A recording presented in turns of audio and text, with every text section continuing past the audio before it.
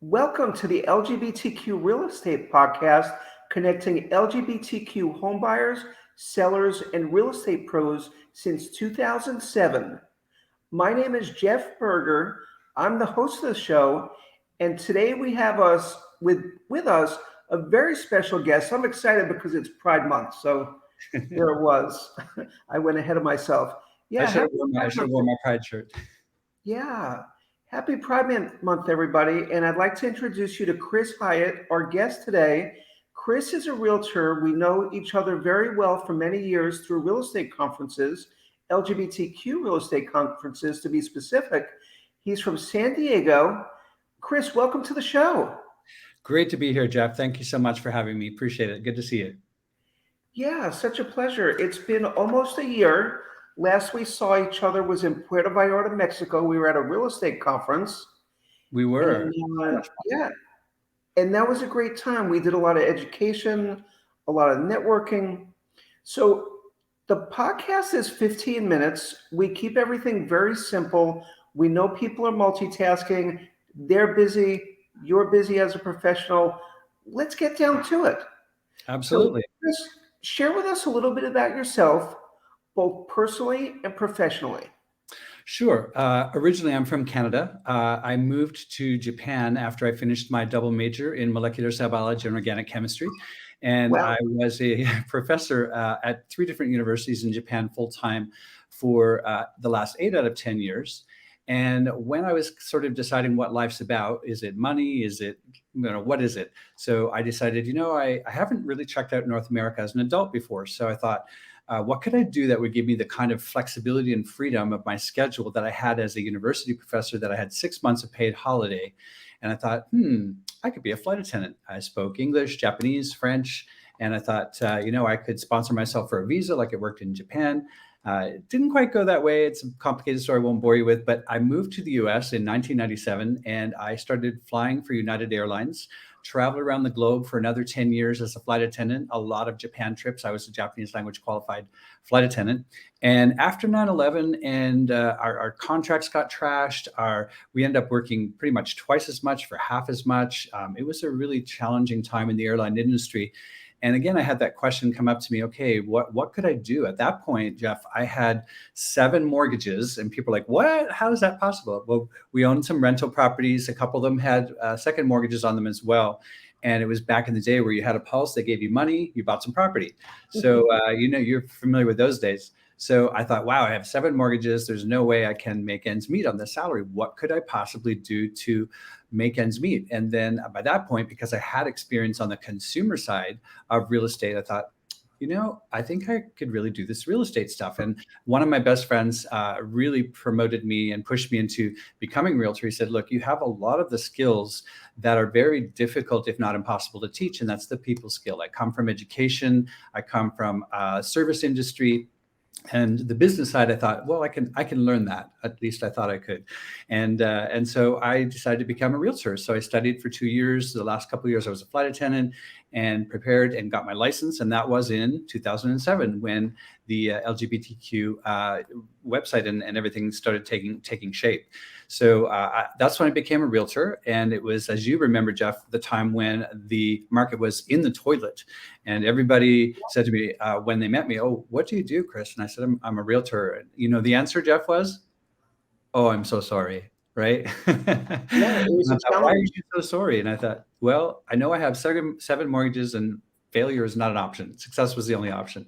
So I worked hard, and my first year, I won Rookie of the Year award at my brokerage, and then ever since then, it's just gotten better and better. So since 2007 is when I became a realtor, and in 2001, my husband and I moved to San Diego from the Bay Area. So we were always California people since I moved to the US anyway.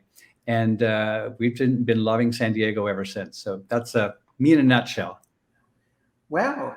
Well, happy Sweet 16. You're in real estate for 16 Eight, years now. 18, almost 18 almost now, I 18. think. Yeah. Okay.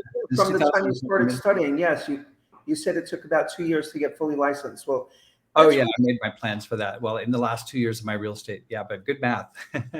wow. Well, thanks for sharing that Of journey. course. That's really important because the mission of this podcast is to connect LGBTQ buyers and sellers with professionals such as yourself. And I know based on your background, and we know each other for almost 10 years now, if not longer. I think, yeah, definitely longer than that, from conferences, that is.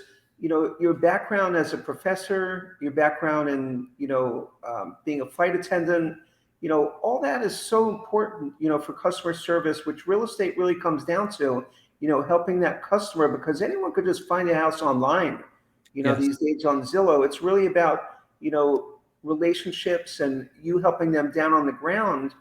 And yeah, that's really fantastic. I agree. Thank you.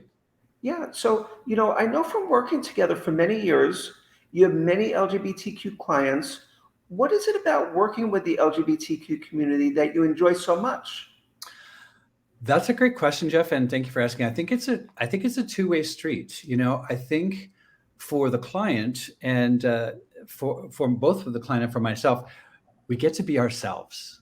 And I think that's huge. I think it's very fulfilling as a professional when I get to be very comfortable in discussing it, when it's brought up. I don't ever lead with my private life, but when it gets asked, it's wonderful to feel comfortable knowing that my clients are part of the community as well, that I can freely share information about myself and my husband and things that we've done, adventures that we've had, experiences in real estate that we've had that are really helpful to share with the client.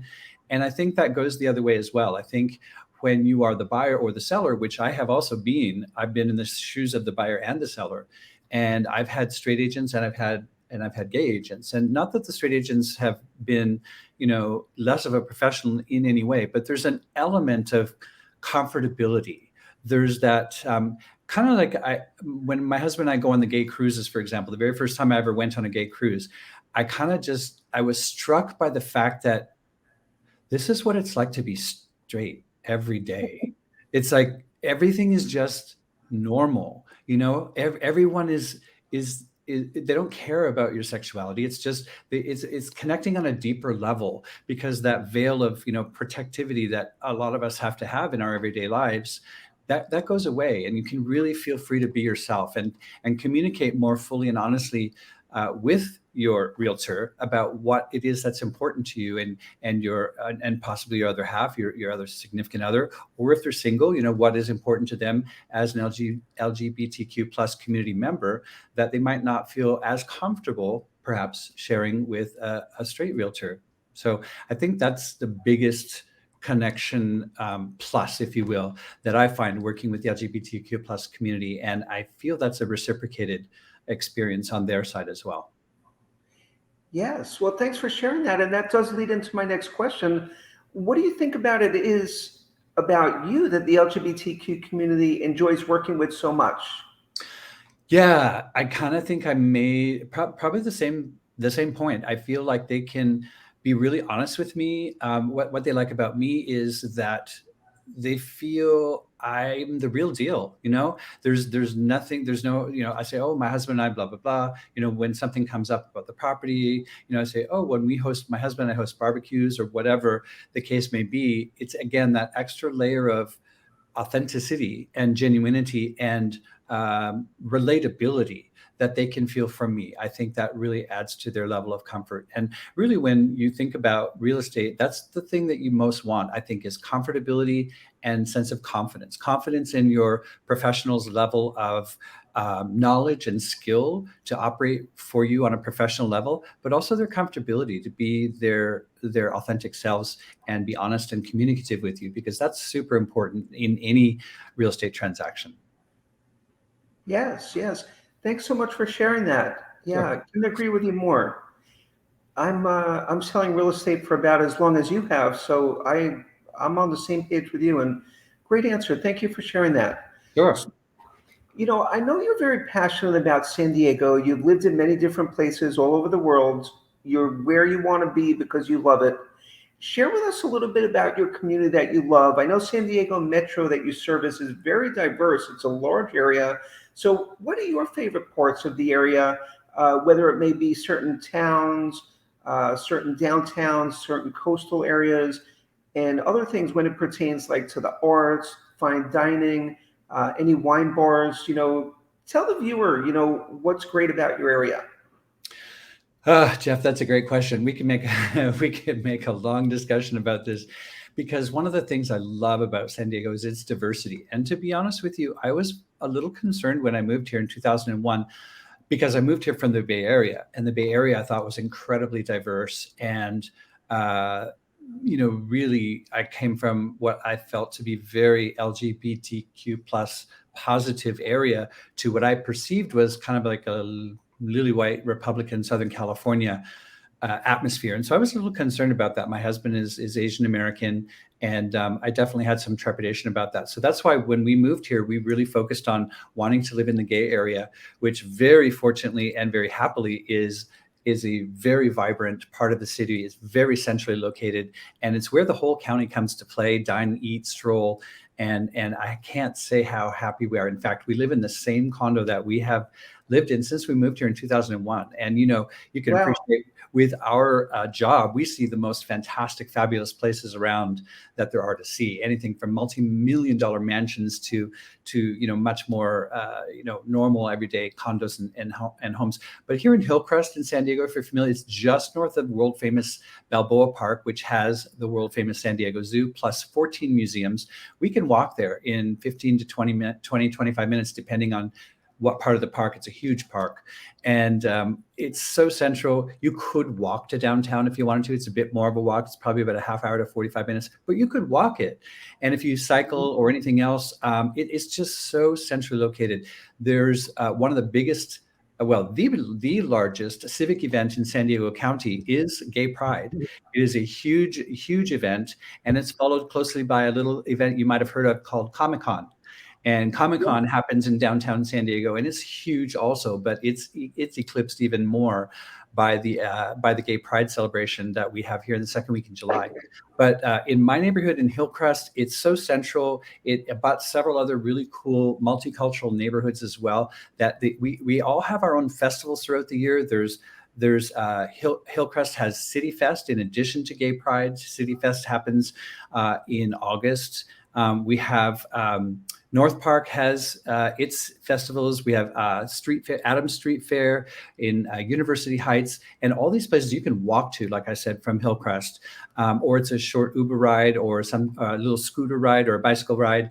Downtown San Diego, we have all kinds of amazing concerts, both indoor, outdoors. We have Petco Park, we have sailing, we have the yacht clubs, we have tremendous restaurants, we have Gas Town, we have Little Italy, so many cultural things to eat, see, and do.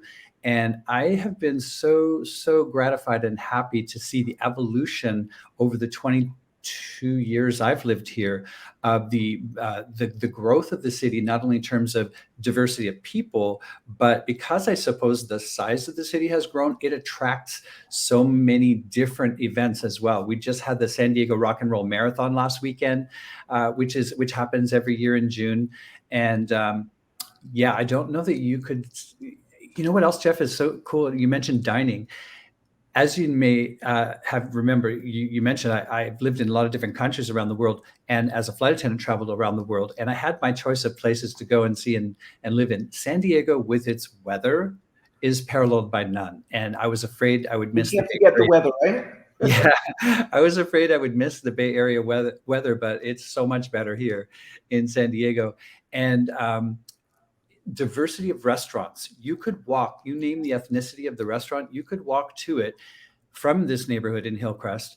And not only that, Jeff, but it's there. I don't want to be careful of the words, but the most ethnically accurately staffed restaurants I've ever been to anywhere in the world. So you go to an Italian restaurant, they're from Italy. You go to a Korean restaurant, they're from Korea. You go to a French restaurant, they're from France. It's it's amazing, and that lends itself to the authenticity of the cuisine and the local festivals we have. We have the Greek festival that's happening about a 5-minute walk from where I live next weekend.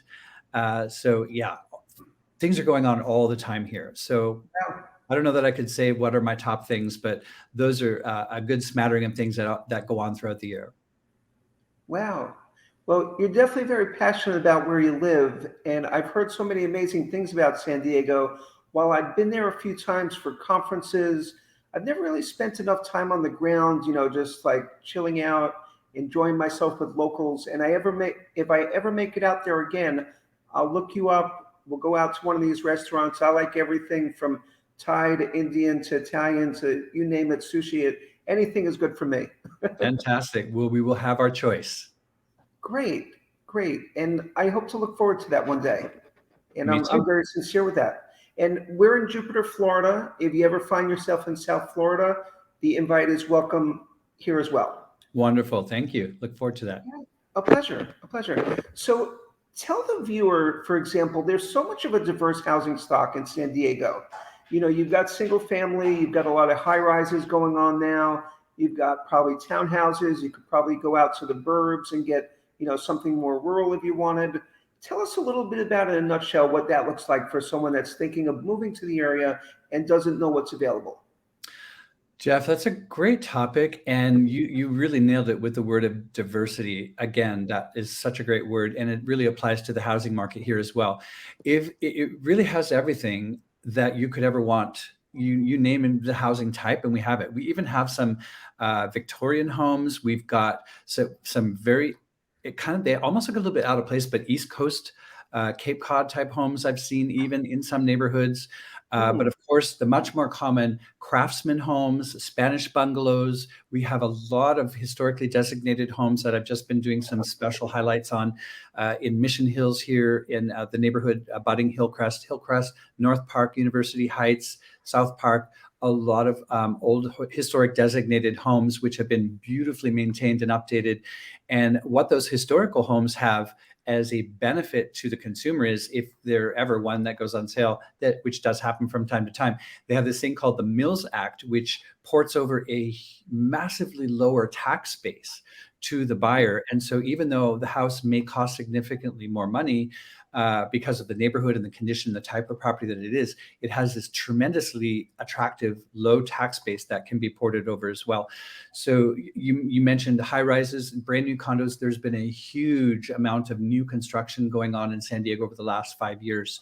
And there's a lot of new high density housing. As you can imagine, the desire to move to San Diego is pretty strong. It's bound on four sides. So we don't really have the capacity to grow sideways, if you will, but Yeah. so we kind of have to go up. We're bounded by the north by Camp Pendleton, to the east by the desert, to the south by Mexico, and to the west by the Pacific Ocean. And again, we've been voted, or rather deemed, to have the best weather in North America by kind of a long shot. We're very big temperature wimps here in southern San Diego. Less than 65, we're freezing. More than 85, we're boiling. We're kind of a delicate creature as far as temperature goes. But housing, we've got it all. High rises, single family, condos, old, very famous architects, Irving Gill homes, Frank Lloyd Wright homes. We've got all kinds of famous architectures, homes, craftsmen's, like I mentioned, Spanish bungalows.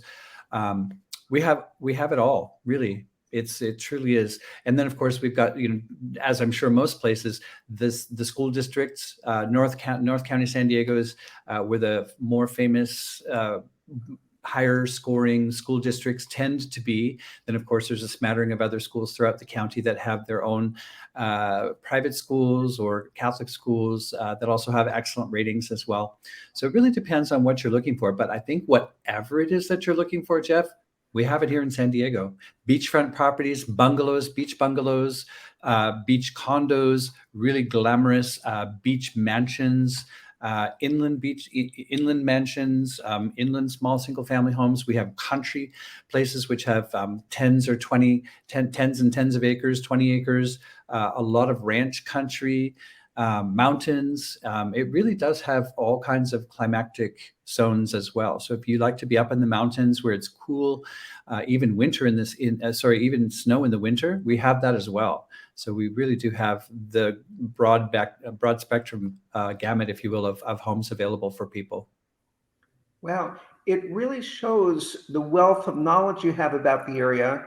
Okay. Thank And you. what a beautiful place San Diego is. And there is such diversity. So I think for someone that's watching this podcast, they can surely go to chrishyatt.com inclusive will include your email, your phone number, so someone can get in touch with you. Uh, Absolutely. yeah, we did invite you on the show because you are a very special guest to service San Diego. And I know people would love and enjoy working with you and find their real estate goals succeeded. That is my goal. Thank you so much, Jeff. Yeah, such a pleasure. So we're down to two more questions. Sure. Okay. This is really important because we know our podcast is LGBTQ centric. What should LGBTQ families and individuals know about San Diego in a sense of comfortability if they're moving to the area and may not know anything? They'd want to hear it directly from you. Great question. Well, you mentioned my website and my phone number. I think I'm a really great resource. Having lived in the predominantly gay neighborhood of Hillcrest in San Diego for 22 years, I know the area very well. I know the county very well. As you know, when you've been in the business as long as we have since 2007, you really get a good feel for the entire area that you're surrounded by because your business and your clients take you here and there. So I would say I'm a great resource. The San Diego Gay and Lesbian Center, I think, is a fantastic resource as well, which is also in Hillcrest, about a 2-minute walk from where I live. And I would say that very happily, Jeff, I can say not to say that there aren't areas that let me put it this way. I'll put that on pause for a sec. I would say when you go out of any metropolitan area in North America, for every 25 miles you go out, what I have heard and experienced a little bit, I don't know about yourself, you tend to go back in time a little bit in terms of attitudes and conservatism. And, not all conservatism is bad. I'm not trying to say that in any way. But I think in terms of comfortability of, where being who you are, where you want to live, that has skyrocketed, the comfortability here in San Diego. When I first moved here, the number of harder core conservatives, if you will, I think was much greater than it is now. And I think we've been the beneficiary of time and education. And I really have seen the level of comfortability increase. But I can certainly answer more pointed questions on a one-to-one because I think everybody's different. What they're looking for is different. We might have some LGBTQ plus community members who love to live in a rural place and have a great big expanse of acreage. And definitely I have had those clients before, as well as those who want to live right across from the clubs here in gay San Diego. So there's such a diversity, and it's definitely possible to feel comfortable in all those areas. I think that talking to me or someone like me about questions about those neighborhoods or what different lifestyles the particular client would like is probably the first best step in feeling comfortable moving forward with them, with whatever their goals may be. Great, great. And thanks for sharing that. Yeah, it is really a one-on-one situation, and you said that well. So, to our last question, when you're not helping people buy and sell homes, what do you like to do in your spare time? That's a great question.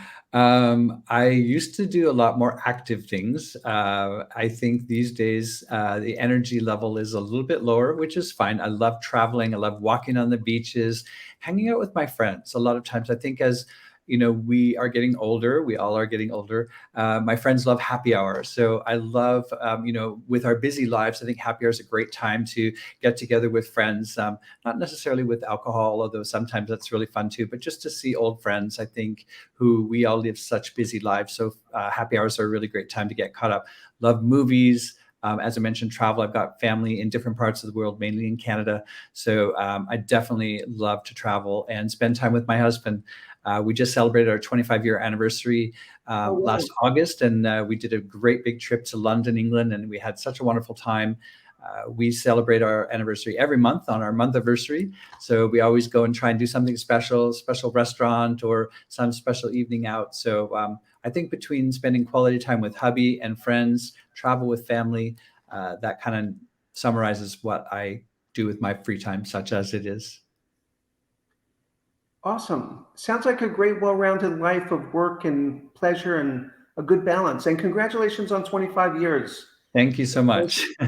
Great. Appreciate it. Well, thank you for being on the show. We ran a little over time, but I know the important information was worthwhile.